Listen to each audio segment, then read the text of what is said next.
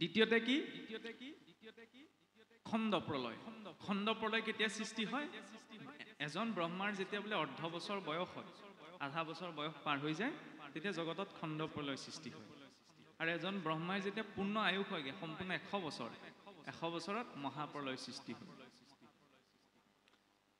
কেনেকৈ সৃষ্টি হয় ব্ৰহ্মাৰ 100 বছৰত মহাপ্ৰলয় কাৰণ যেটো ব্ৰহ্মাৰ সময়ৰ গণনা সেই সময়ৰ গণনাটো আমাৰ মানুহৰ লগত নিমিলে কেনেকৈ নিমিলে আমি যে কৈ আছো সত্য তেতা দাপৰ কলি আমাৰ চাৰিও যুগ আছে সেইকাৰণে ইয়াৰ পাছতে আহিছে কালৰ ব্যৱস্থা বা কালৰ বৰ্ণনা সত্যৰ পূৰ্ণ আয়ু 17,20,000 তেতাৰ 12,96,000 দাপৰৰ 8,64,000 কলিৰ 4,32,000 এই চাৰিওটা সময়সীমা লগ লাগি এটা দিব্য যুগ সৃষ্টি হয় 43,20,000 বছৰে এটা দিব্য যুগ এনেকুৱা 71টা দিব্য যুগ লগ লাগি এটা মন্বন্তৰ সৃষ্টি হয় 30,67,20,000 বছৰে এটা মন্বন্তৰ এনেকুৱা 14টা মন্বন্তৰ আছে 14টা মন্বন্তৰত 14 জন মনুৱে শাসন কৰে এতিয়া সপ্তম মনু বৈবস্বতৰ শাসনকাল চলি আছে এই 14 জন মনু যেতিয়া পাৰ হৈ যায় খহি যায় ৰিটায়াৰ্ড হৈ যায় তেতিয়া ব্ৰহ্মাৰ মাত্ৰ 12 ঘণ্টা পাৰ হয় 432 কোটি বছৰ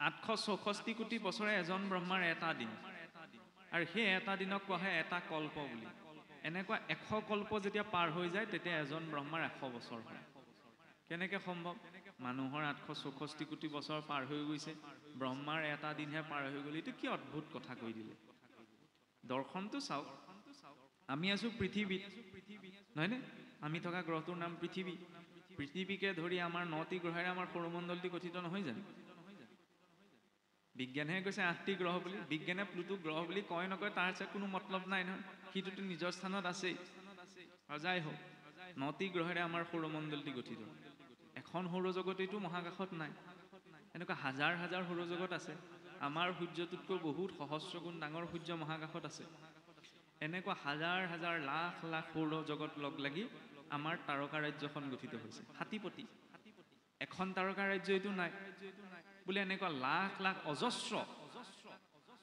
তাৰকা ৰাজ্য মহাকাশত আছে আৰু এই অজস্ৰ তাৰকা মণ্ডলবিলাক লগ লাগি আমাৰ ব্ৰহ্মাণ্ডখন গঠিত হৈছে যাৰ নাম কোৱা হৈছে ভূলোক বুলি ইমানেই ডাঙৰ নহয় এই ভূলোকৰ তলত আৰু 7খন ব্ৰহ্মাণ্ড আছে অতল বিতল সুতল তলাতল ৰসাতল আৰু পাতাল আৰু এই ভূলোকৰ ঊৰ্ধ্বত আৰু 7খন ব্ৰহ্মাণ্ড আছে ভূলোক সুৰলোক মহলোক জনলোক তপলোক সত্যলোক হাতে হাতে মিলি 14খন ভুৱন এইটো মাল্টি ইউনিভাৰ্ছৰ কনচেপ্ট বুলি সিদিনাহে পদাৰ্থ বিজ্ঞানত আহিছে ভাগৱতে কিন্তু আজিৰ পৰা 1000 বছৰ আগৰ পৰা কৈ আছে কল্পনা বুলি ক'লে কিমান উচ্চস্তৰীয় কল্পনা চাওকচোন 14খন ব্ৰহ্মাণ্ড বুলি সজ্জিত হৈ আছে আৰু এই 14খন ব্ৰহ্মাণ্ডৰ ওপৰত এটা মায়াৰ আৱৰণ আছে সেই মায়াৰ আৱৰণটোৰ অধিষ্ঠাত্ৰী হৈছে দেৱী দুৰ্গা নামটো আগতে যেনেকৈ ৰজাসকলে ৰাজ্য সুৰক্ষাৰ বাবে দুৰ্গ নিৰ্মাণ কৰে গড়বিলাক বান্ধে গতিকে মায়াৰ সংসাৰখনৰ দুৰ্গটোৰ অধিষ্ঠাত্ৰী হৈছে দেৱী দুৰ্গা নামটো আহিছে এইভাৱে দুৰ্গৰ পৰা মহাপুৰুষেও যে ঘোষাত লিখিছে যে ব্ৰহ্মা আদি কৰি জীৱ যত ৰাম ৰাম ৰাম ৰামৰ মায়া সজ্জাম আছে আচয় ঘুমতি যায় মায়া সজ্জাত বোলে ব্ৰহ্মাৰ পৰা গোটেই জীৱসকল শুই আছে ক'ত আছে ব্ৰহ্মা আছে সত্যলোকত থকা ব্ৰহ্মাৰ পৰা পাতালত থকা নাগগণলৈকে সকলো জীৱ মায়াৰ সংসাৰত আছে আমি যে কিছুসকলে কওঁ ভকতি কৰিবলৈ হ'লে মায়া ছেদ হ'ব লাগিব সম্ভৱেই নহয় মায়াক এৰি পেলাই কোনেও ভক্তি কৰা সম্ভৱ নহয় ভাগৱতৰ মাৰ্গ সংসাৰ বিমুখী নহয় বিষয় বিমুখীহে ভক্ত প্ৰহ্লাদ ধ্ৰুৱয়ো যেতিয়া ঈশ্বৰৰ দৰ্শন পাই গৈছিল ঈশ্বৰে কোৱা নাই তোমালোক এতিয়া হৈ গ'লা বোলা বৈকুণ্ঠলৈ যাম কৈছে কি যোৱা সংসাৰলৈ উভতি যোৱা ৰাজ্য শাসন কৰা নিজৰ দায়িত্ববিলাক পালন কৰা দায়িত্ব পালনৰ পাছত অন্তিম সময়ত তোমালোকে মোকেই পাবা নিজৰ দায়িত্ব এৰি পেলাই ভকতি নহয় নিজৰ দায়িত্বক ভক্তিলৈ ৰূপান্তৰ কৰাটো হৈছে আচল সাধনা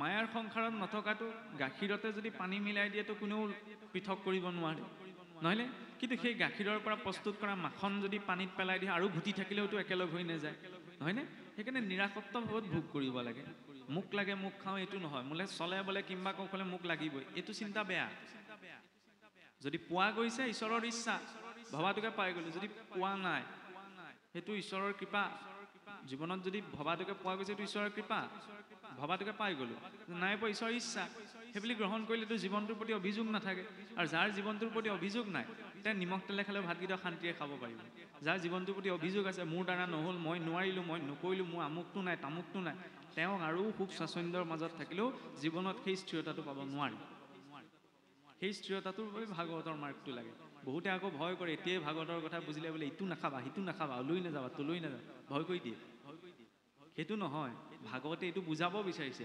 84 লাখ জুনি পাৰ কৰি মানুহৰ শৰীৰটো পাইছা কেৱল খাই বৈ জীয়াই থাকিলে হ'বনে এইটো কেতিয়া মৰি যায় ঠিক নাই গতিকে কেৱল খাই বৈ জীয়াই থকাতে উদ্দেশ্য নহয় কিমান শুদ্ধতা আৰু সাত্বিকতাৰ মাজত আমি নিজৰ জীৱনটো পালন কৰিব পাৰোঁ সেইটোহে মনুষ্যত্ব নহয়নে নহ'লে খাই বৈতো কুকুৰ মেকুৰী জীয়াই আছে আহাৰ ভয় নিদ্ৰা মৈথুন সামান্য মেতত পশুভি নৰায়ণম আহাৰ ভয় নিদ্ৰা মৈথুন এইবিলাক ক্ৰিয়াকৰ্ম অন্য জীৱ মানুহৰ মাজত একো পাৰ্থক্য নাই হয়নে এতিয়া এই মায়াৰ আৱৰণটোৰ আকৃতি এটা উপবৃত্তাকাৰ গোলকৰ নিচিনা সেইবাবে ইয়াক শাস্ত্ৰত হিৰণ্যগৰ্ভ বুলি কোৱা হৈছে এনেকুৱা হিৰণ্যগৰ্ভৰ ভিতৰত 14খন ব্ৰহ্মাণ্ড আছে আৰু এনেকুৱা এটা গোলক পিণ্ডই নাই এনেকুৱা অজস্ৰ কোটি অনন্ত কোটি হিৰণ্যগৰ্ভ নাৰায়ণৰ প্ৰতি ৰুমকূপত বিৰাজিত হৈ আছে এটা প্ৰসংগ আহে যে স্কন্দ পুৰাণত য'ত মানে শ্ৰীক্ষেত্ৰৰ মাহাত্ম্য জগন্নাথ ক্ষেত্ৰৰ মাহাত্ম্য প্ৰকাশ কৰা হৈছে তেতিয়া তাত জগন্নাথ মহাপ্ৰভুক ব্ৰহ্মাই স্তুতি কৰোঁতে এটা কথা কয় এতিয়া কথা আহিব পাৰে এই পুৰাণৰ কথা ভাগৱতৰ কথা কৈ থাকোঁতে আকৌ পুৰাণৰ কথাত কেলৈ আহিল ভাগৱতো এভাগ পুৰাণী সকলো পুৰাণৰ ভিতৰত শ্ৰেষ্ঠ কাৰণে আমি যাক সূৰ্য পুৰাণ বুলি কওঁ এতিয়া চাওকচোন অসমীয়া কথাটো জানিবলৈ অসমীয়া কিতাপখনেই পঢ়িব লাগিব নহয়নে কোনোবাই ৰসায়ন বিজ্ঞানৰ কিতাপত অসমীয়া বিচাৰি থাকিলে নাপায় নহয় গতিকে যিটো বিষয় য'ত আলোচনা হৈছে এতিয়া কথা প্ৰসংগ এটা আহে ক'ব বিচাৰিছে ব্ৰহ্মাই যেতিয়া স্তুতি কৰোঁতে মহাপ্ৰভুক কয় যে প্ৰভু আমি 300 কোটি ব্ৰহ্মাণ্ডৰ ব্ৰহ্মাই তোমাক স্তুতি কৰিছোঁ তাত যে এই সংখ্যাটো আহিছে 350 কোটি গতিকে শাস্ত্ৰত এনেকুৱালৈও মেনশ্যন আছে কিমানবিলাক এনেকুৱা ব্ৰহ্মাণ্ড আছে বোলে 350 কোটিখন ব্ৰহ্মাণ্ড সৃষ্টিত বৰ্তি আছে কাৰণ সিমানজন ব্ৰহ্মাও আছে ব্ৰহ্মা এটা পদবীৰ নামহে ব্ৰহ্মা পাৰ্মানেণ্ট এজন ব্যক্তি নহয় নহয় ইন্দ্ৰ এটা পদবীৰ নামহে গতিকে এই সকলো ব্ৰহ্মাণ্ডৰ ঊৰ্ধ্বত আছে কি বৈকুণ্ঠ ন তদ ভাসয়তে সূৰ্য ন শশাংক ন পাবক ইয়দ গত্তন নিবৰ্তন্তে তদ্ধামং পৰমং মম যি বৈকুণ্ঠত চন্দ্ৰ সূৰ্যৰ কোনো জ্যোতিৰ প্ৰভাৱ নাই ঈশ্বৰৰ ব্ৰহ্মজ্যোতিৰে প্ৰকাশমান যি স্থানলৈ জীৱ এবাৰ গ'লে আকৌ পুনৰ সংসাৰলৈ আহিব নালাগে সেইখন হৈছে বৈকুণ্ঠ আৰু সেই বৈকুণ্ঠৰ 7টি ভাগৰ আৰ্হিত আমাৰ সিংহাসন ভাগ বিশ্বৰ আটাইতকৈ ডাঙৰ মহাকাশ গৱেষণা কেন্দ্ৰটো হৈছে নাছা নেশ্যনেল এৰোনটিকেল স্পেচ এডমিনিষ্ট্ৰেশ্যন সেইটোও ইমানখিনি কল্পনা কৰিবগৈ পৰা নাই মহাপুৰুষে আপোনাক মোক 14খন ব্ৰহ্মাণ্ডৰ বাহিৰৰ এখন ব্ৰহ্মাণ্ডৰ আৰ্হি গাঁৱৰ নামঘৰত পাতি থৈ গুচি গ'ল কম ডাঙৰ চিন্তা নে কল্পনা বুলি ক'লেও ইমান চিন্তা কোনোবাই কৰিব পাৰিছেনে বিশ্বত আজিলৈকে ডাঙৰ ডাঙৰ বিজ্ঞানীসকলেও পৰা নাই তেতিয়াহ'লে এই আসন ভাগ পোৱাটো কম ডাঙৰ ভাগ্যৰ কথা নে মানুহে ধুনীয়াকৈ বোলে গহীন গম্ভীৰ আৰু আসন ভাগ এইটোৱেই নহয় এইখন এখন ব্ৰহ্মাণ্ডৰ আৰ্হি বৈকুণ্ঠৰ 7টি ভাগ সেই 7টি ভাগৰ আৰ্হিটো বৈকুণ্ঠ এই আসন ভাগ কিয় প্ৰতিষ্ঠা কৰিলে মহাপুৰুষে সেইকাৰণে এটা যোজনা লিখিছে বোলে বৈকুণ্ঠৰ পৰা আহোঁ একেলগে বাটত হেৰাল লগ সত্যত এটা দাপৰত বিচাৰি কলিত পাইছোঁ লগ জীৱসকল আদিতে বোলে গোলোকতে আছে আমুহি ঘৰত গোলোক বৈকুণ্ঠ তাত থকাৰ পাছত জীৱসকলে মানে ভোগ কৰাৰ ইচ্ছা প্ৰকাশ কৰিলে ঈশ্বৰে সংসাৰলৈ পঠাই দিলে জীৱসকল সংসাৰলৈ আহিল এই মায়াৰ আৱৰণটো যে ভেদ কৰি থৈ গুচি আহিল সেইকাৰণে নিজৰ ঘৰখনৰ কথা পাহৰি থাকিলে বাটত লগ হেৰাই থাকিল কাৰণ সকলোৱে কৰ্ম ব্যৱস্থাসমূহ বেলেগ বেলেগ হ'ল সত্যটো লগ নাপালে টেটাটো নাপালে দাপৰতো নাপালে কলিত পাইছোঁ লগ বোলে কলিত কেনেকৈ পাইছোঁ কাৰো সৈতে কাৰো প্ৰত্যক্ষ চিনা জনা নাই নামঘৰত বহি আছোঁ যেতিয়া ইয়াত সকলোৱে পৰিচয় এটা ঈশ্বৰৰ ভক্ত বা ঈশ্বৰৰ ভকত ৰূপত চিনি পালোঁ উভতিব কিয় লাগে সিংহাসন ভাগ দেখাৰ লগে লগে জীৱৰ যাতে নিজৰ প্ৰকৃত ঘৰখনলৈ মনত পৰে ঈশ্বৰৰ ওচৰলৈ উভতিব লাগে এইকণ জিৰণিৰ বাবে পোৱা সময়হে এইটো হৈছে আধ্যাত্মিক দৰ্শন ভাগৱতৰ আৰু এই 14খন ব্ৰহ্মাণ্ডত যেতিয়া ব্ৰহ্মাৰ 432 কোটি বছৰ পাৰ হয় তেতিয়া জগতত খণ্ড প্ৰলয় সৃষ্টি হয় খণ্ড প্ৰলয়ত ব্ৰহ্মলোকৰ তললৈকে যিমানবিলাক ব্ৰহ্মাণ্ড আছে সকলো জলমগ্ন হৈ যায় তেতিয়াই ভগৱন্তই বৰাহ ৰূপত পুনৰ বসুমতীক উদ্ধাৰ কৰে তাত পুনৰ সৃষ্টি নিৰ্মাণ হয় আৰু যেতিয়া ব্ৰহ্মাৰ 100 বছৰ হয় অৰ্থাৎ 100 কল্প পাৰ হৈ যায় 100 কল্প পাৰ হৈ যোৱাৰ লগে লগে জগতত মহাপ্ৰলয় সৃষ্টি হয় মহাপ্ৰলয় কেনেকৈ সৃষ্টি হয় অনন্তদেৱৰ মুখৰ পৰা বোলে অগ্নি প্ৰকট হয় আৰু সেই অগ্নিতে সমগ্ৰ বিশ্ব ব্ৰহ্মাণ্ড জ্বলিবলৈ ছাই হৈ যায়। জগত যেতিয়া অগ্নিত প্ৰৱেশ কৰে, ইয়াৰ পিছত অগ্নি প্ৰৱেশ কৰে বোলে। অগ্নি মানে এতিয়া চাওকচোন, আমাৰ মানুহৰ শৰীৰটো পঞ্চভূতেৰে নিৰ্মাণ হোৱা বুলি কয়নে? অগ্নি আছে, জল আছে, ভূমি আছে, আকাশ আছে, বায়ু আছে। শৰীৰত যিখিনি তৰল পদাৰ্থ আছে সেইখিনি হৈছে জলৰ তত্ত্ব। অগ্নি আছে ন, উৰ্মি আছে, খং, ৰাগ, জঠৰাগ্নি, নহয়নে? কণ্ঠাগ্নি, বাক্যাগ্নি, এইবিলাক হৈছে অগ্নি তত্ত্বৰ প্ৰভাৱত আছে। শৰীৰৰ যিটো কঠিন অংশ, এয়ে হৈছে ভূ অংশ, অৰ্থাৎ ভূমি অংশ। যি পঞ্চ প্ৰাণ আছে, প্ৰাণ, অপান, ব্যান, সমান, উদান, এই পঞ্চ প্ৰাণী হৈছে বায়ু তত্ত্ব। আৰু শৰীৰত যিটো শূন্যতা আছে, মনৰ একেবাৰে স্থিৰ অৱস্থা, সেয়া হৈছে আকাশ তত্ত্ব।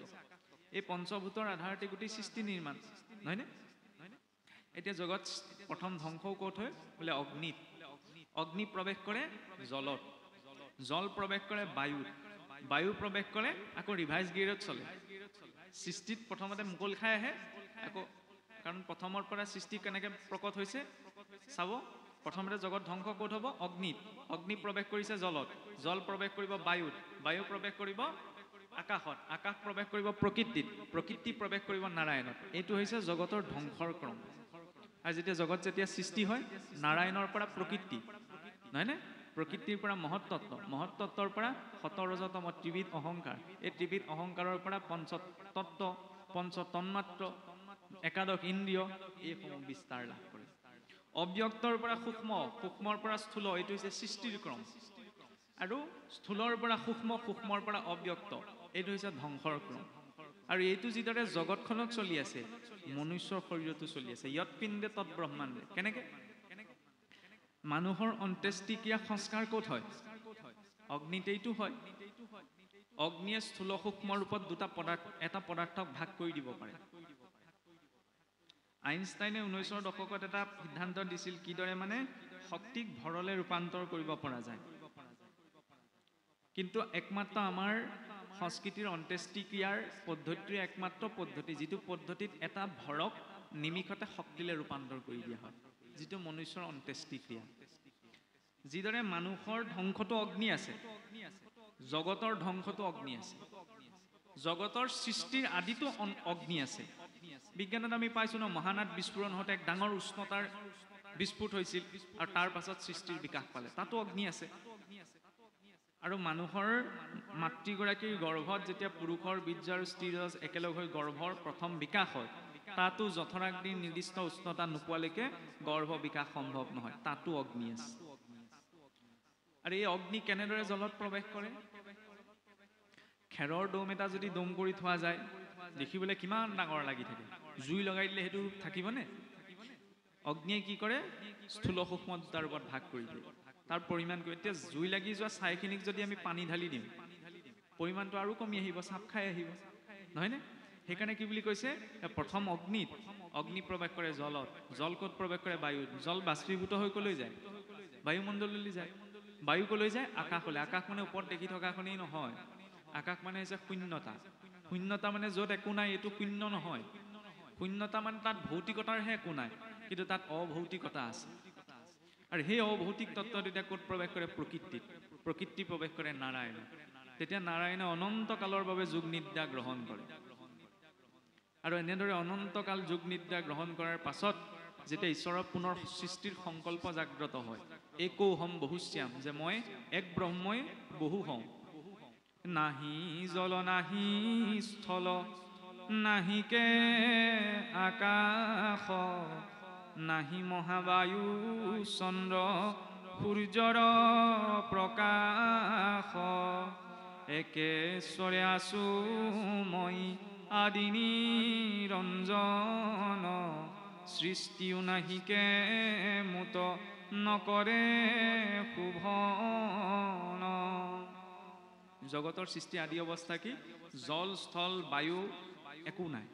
নাহি জল নাহি স্থল নাহিকে আকাশ, নাহি মহাবায়ু চন্দ্ৰ সূৰ্যৰ প্ৰকাশ, একেশ্বৰে আছো মই আদি নিৰঞ্জন। একমাত্ৰ আদি নিৰঞ্জনেই এক ব্ৰহ্মৰ বৎসদেৱ বসুম্যই দমগ্ৰ আছি দেশমিব দ্বিতীয়। একমাত্ৰ দ্বৈত ৰূপত সেই ব্ৰহ্মই আছে। মাতৃ গৰ্ভটো যেতিয়া জীৱৰ বিকাশ হয়, তেতিয়া অৱস্থা কি? না জল থাকে না স্থল থাকে, জলৰ বুদবুদৰ নিচিনা এটা অৱস্থা প্ৰাপ্ত হৈ থাকে। ইয়ৎ পিণ্ডে তৎ ব্ৰহ্মাণ্ডে। বাৰু যাই হওক, পাঠেকি প্ৰভুসকলো যথেষ্ট আমনি পাব পাৰে এতিয়া অকণমান পাঠ আগবাঢ়িবলৈ খোৱা ধৰা হৈছে কৃষ্ণ কৃষ্ণ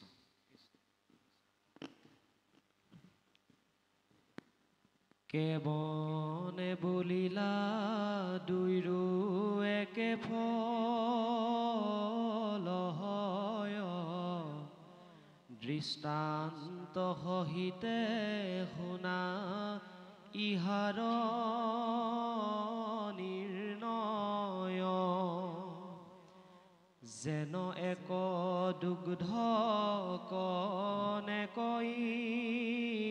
ইন্দ্ৰিগণ নিজ গুণ অনুসাৰে কৰয় গ্ৰহণ চকুৱে দেখয় শুক্ল জিহাবায়ে মধুৰ স্বাদত